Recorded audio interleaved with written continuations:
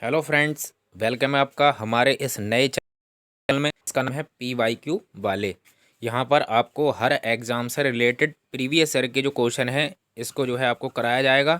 इसलिए इसका नाम मैंने PYQ रखा है। मतलब इसके अंदर चाहे आप SSC हों या फिर UP ट्रिपल एस सी के जितने भी एग्ज़ाम होंगे, जिस तरह से मुझसे बन पड़ेगा, जिस तरह के आपके कमेंट आते हैं, जो भी आपको नीड होगी वो इस चैनल के माध्यम से आपको प्रोवाइड किया जाएगा। चैनल नया है और पहली वीडियो है दोस्तों, तो दिल खोल कर सब्सक्राइब भी करें। आपको मुझे जो है जितनी ज़्यादा अच्छा मुझे लगेगा आपके द्वारा अगर आते हैं कमेंट और सपोर्ट मिलता है तो मैं और ज़्यादा मेहनत करूँगा और आपको जितने भी SSC हैं, दुनिया भर के जितने भी प्रीवियस पेपर हैं, वो आपको इस चैनल के माध्यम से जो है कराए जाएंगे। और यकीन मानिए आपको किसी बुक और किसी और चैनल की ज़रूरत बिल्कुल भी नहीं रहेगी। तो बस आप सपोर्ट करें। आज हम जो है SSC CGL और UP ट्रिपल एस सी और जितने CHSL उसमें आए हुए टॉप 25 क्वेश्चन करेंगे सेट आपके लिए, जो कि आने वाला आपको बताइए CGL एग्ज़ाम लगा हुआ है आपका, और भी कई सारे एग्ज़ाम जो हैं लगे हुए हैं। BDO हो गया, जूनियर स्टेंट हो गया, इस तरह के काफ़ी एग्ज़ाम हैं और उनका सबका एक ही सॉल्यूशन है PYQ वाले। तो आइए स्टार्ट करते हैं आज का हम सेशन। देखिए ये CGL में आया हुआ था, ठीक है। अभी हाल फिलहाल में जो CGL हुआ है 2022 वाला, उसके अंदर प्री में यह है राजा रवि वर्मा का संबंध किस क्षेत्र से है। देखिए स्टैटिक का क्वेश्चन है ये, ठीक है। मैं इस तरह का अलग एक स्पेशल वीडियो लेके आऊँगा जिसके अंदर आपको सारी चीज़ें कवर कर दी जाएंगी, फिर उस पर हम क्वेश्चन लगा लेंगे। लेकिन इस तरह के क्वेश्चन SSC का फेवरेट चीज़ रही है कि डांस वगैरह वो बहुत पूछ रही है, लेकिन इस साल से थोड़ा कम कहा है उन्होंने। पहला है राजा रवि वर्मा का संबंध किस क्षेत्र से है। तो राजा रवि वर्मा आप सभी जानते हैं, ये चित्रकार हैं, बहुत बड़े पेंटर हैं, इनसे इसका संबंधित है। इनके बारे में जानकारी थोड़ा जान लेते हैं। महत्वपूर्ण तथ्य यह है कि राजा रवा जो वर्मा है, इनका संबंध चित्रकारी से है। इनका जन्म केरल में हुआ था और केरल सरकार जो है इनके नाम पर एक पुरस्कार भी देती है। और नल दमयंती जो है इनकी प्रसिद्ध जो है पेंटिंग है। ये क्वेश्चन पूछा गया है। नेक्स्ट क्वेश्चन है दोस्तों, लगे रहिए, मंजिल आपके पास जरूर आएगी और सब कुछ जो है आपको एक बार मिल जाएगा। जितना भी इंतजार आपने किया है वो जल्द ही पूरा हो जाएगा। नेक्स्ट क्वेश्चन है, पेट्स इंडिया एक्ट कब आया। बहुत इंपॉर्टेंट क्वेश्चन है।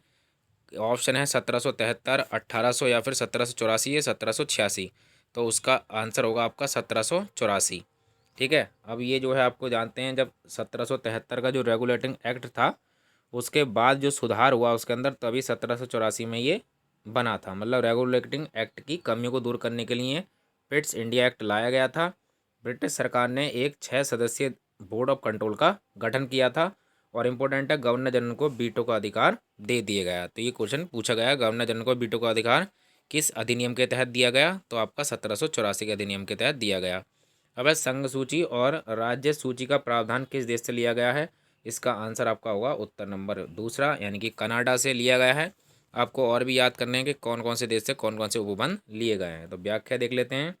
इसे कनाडा के संविधान से लिया गया है। केंद्र के और इसके अतिरिक्त क्या क्या है, केंद्र के अधीन अवशिष्ट शक्तियाँ, केंद्र द्वारा राज्यपाल की नियुक्ति, उच्चतम न्यायालय का परामर्श का अधिकार, ये भी सब कनाडा से ही लिए गए हैं। और इसके अतिरिक्त और फैक्ट ये है कि रूस से हमारे मूलक कर्तव्य, आर्थिक और सामाजिक न्याय और पंचवर्षीय योजनाएं, ये सब रूस से ली गई हैं। मैं इसी तरह से आपको जैसे क्वेश्चन आएगा जहाँ इंपॉर्टेंट लगेगा हम डिटेल में डिस्कस करते चले जाएंगे। आगे है 1936 में अखिल भारतीय किसान सभा के गठन में कौन अग्रणी थे। 1936 में इसकी स्थापना हुई। नाम क्या था इसका, भारतीय किसान सभा। तो इससे जुड़े हुए हैं हमारे सहजानंद सरस्वती जी, ठीक है। तो इसका आंसर देख लेते हैं। तो इनका जो सहजानंद ने जो सभा की गठन किया था वो 1936 में बिहार में किया था। और ये जो इम्पोर्टेंट जो सभा थी वो बिहार पर जो अत्याचार करते थे जमींदार, उनके विरुद्ध जो है ये बनाई गई थी रक्षा के लिए।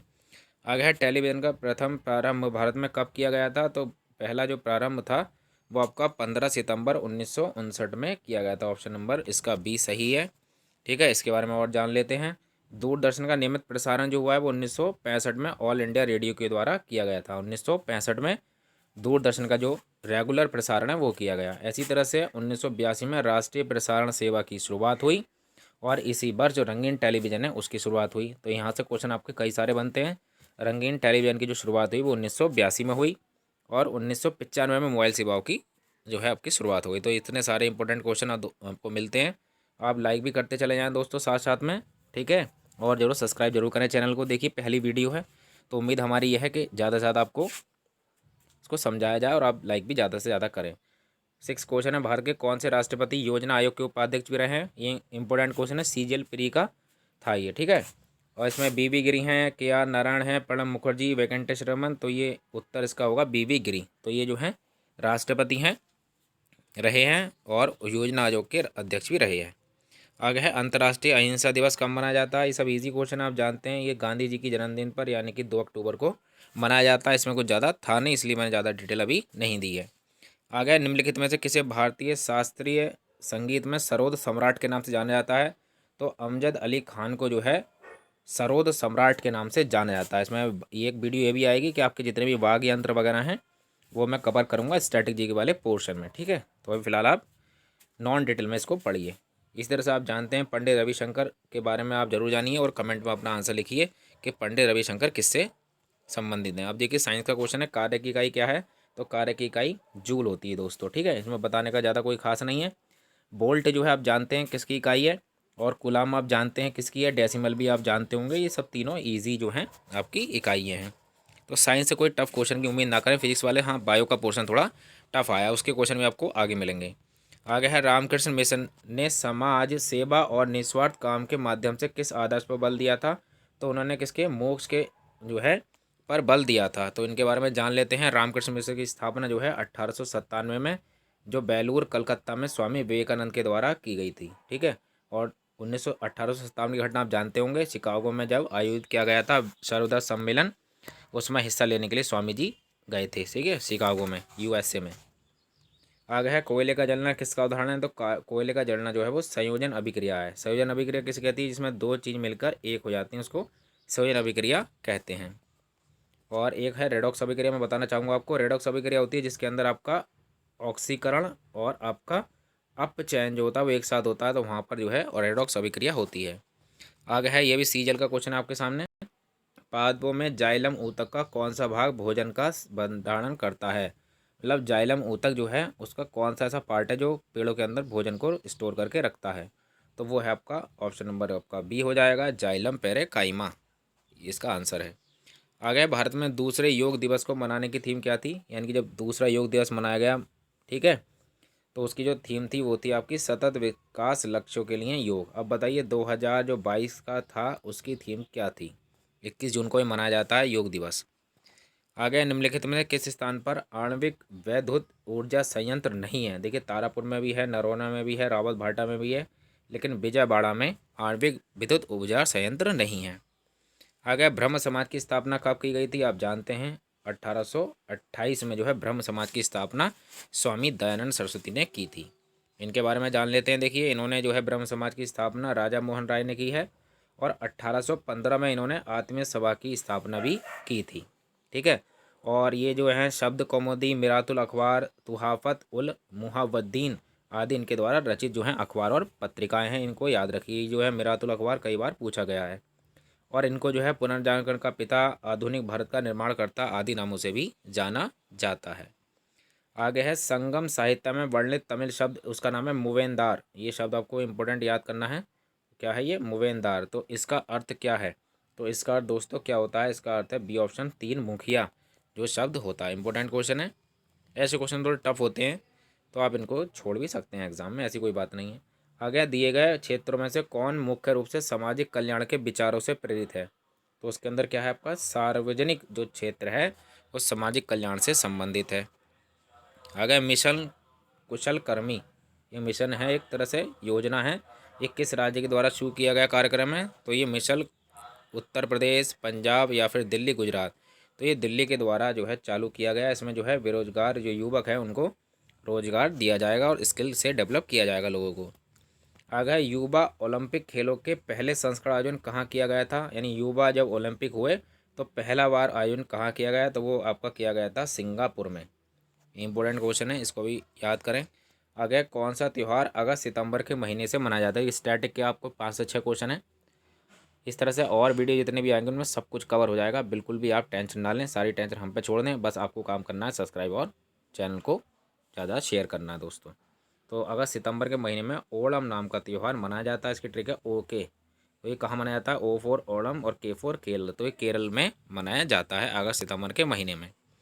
आगे है श्यामजी कृष्ण वर्मा ने 1905 में कहाँ इंडिया हाउस की स्थापना की थी।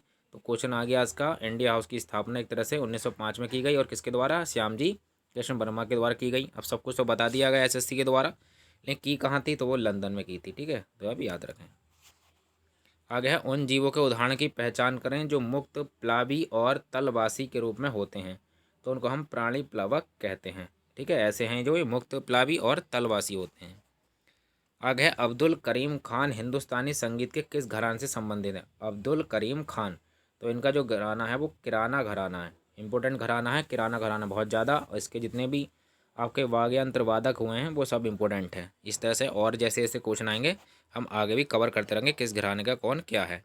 अगर कौन सी केवल रबी की फसल है। रबी की फसल जानते हैं जो आपकी अक्टूबर नवंबर के महीने में बोई जाती है और अप्रैल के आसपास काट ली जाती है। तो उसमें जो है आपका जौ और चना, ठीक है, कौन सा है दोस्तों, बी ऑप्शन जो है आपका सही हो जाएगा।